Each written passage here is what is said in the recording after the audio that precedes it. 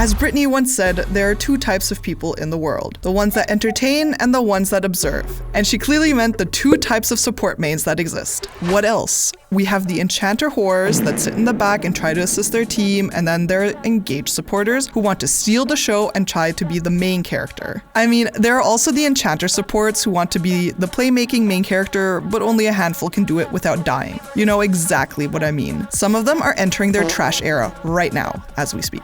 If you look back at all the different metas in the last 13 seasons, it's like they're changing their underwear more often than we do. One season, it's all about tank support dominance, and the other season is just full-on e-girl fantasy honey. There are also time periods where both were equally viable. They have an intense war going on. The skinny, barely dressed girls versus the resilient, beefy soldiers. That picture's kind of funny though. Today, we're going to take a look at the cause of the shift in dominance in the support role, and let's be honest, sisters, the Enchanter girls don't care about who's stronger. They just want to feel the fantasy. First of all, we have to talk about their differences, and they are very clear. Tank supporters have a completely different view on the game as an Enchanter. Their task is to enable plays with their CC and engage. They can even work as the main initiator for the entire team. You have a lot of responsibilities on your shoulders. One shitty engage and you're getting flamed for losing the whole entire fight. That's what I mean by being the main character. If you can't handle it, you should stick to your Enchanter babes. They can obviously peel for their ADC or team with their utility, but their main strength is around enabling. You are a deciding factor of winning the early game. Oh yeah, and that's one thing too, tank supports are better in the early game in comparison to Enchanters. One hook or CC with a follow-up from your ADC and ignite,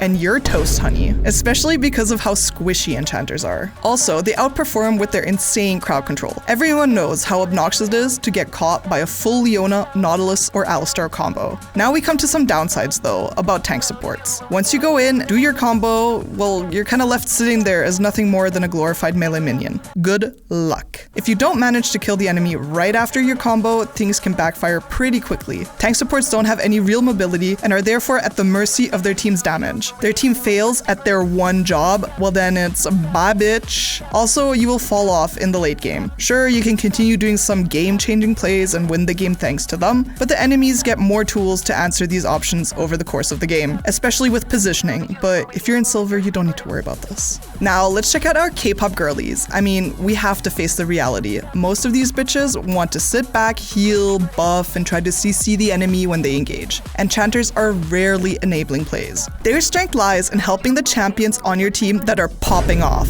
to pop off even more. If you have a fed Viego or Vayne and you breastfeed them with Soraka, Yuumi, or Nami, they are so fucking hard to deal with. A team getting ahead with a strong Enchanter is a pain in your pussy. If your team's behind, then you as the Enchanter are running around looking like a pile of useless garbage. But there's still one aspect that can save you from that situation, and that is stalling. Basically, you'll want to stall the game long enough that you can finally get some items as an Enchanter. Once you've got 2 or 3 items, you can finally live out your big pussy whore fantasy.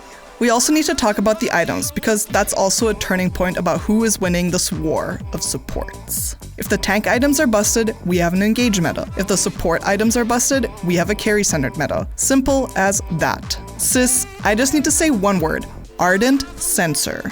Or something like Moonstone, Pre-Nerf, or Redemption, you know, you get my drift. But there are also tank support items which are Primarch cheap and give a lot of health and stats. But you always need to compare them to the Enchanter items. Recently in pro play, tank supports don't even buy one of the support tank items and just instantly buy Omen. I mean, that just shows how garbage they are, right? Radouin's Omen is way more expensive but provides a lot more benefits and tankiness to survive your engage longer. The last aspect I want to talk about is the general meta. It's really not complicated. You have really insane hyper carries who can 1v5 the game. If they are ahead, it's Enchanter win. If you have a team fight and heavy roaming meta, then engaged supports come out on top. So I hope you enjoyed my analysis of the situation and could follow my thoughts. I think it's very clear and understandable now. And as I said, bitch, I know you will continue to play Lulu, Soraka, or Janna because you're just not a variety queen. See you next time.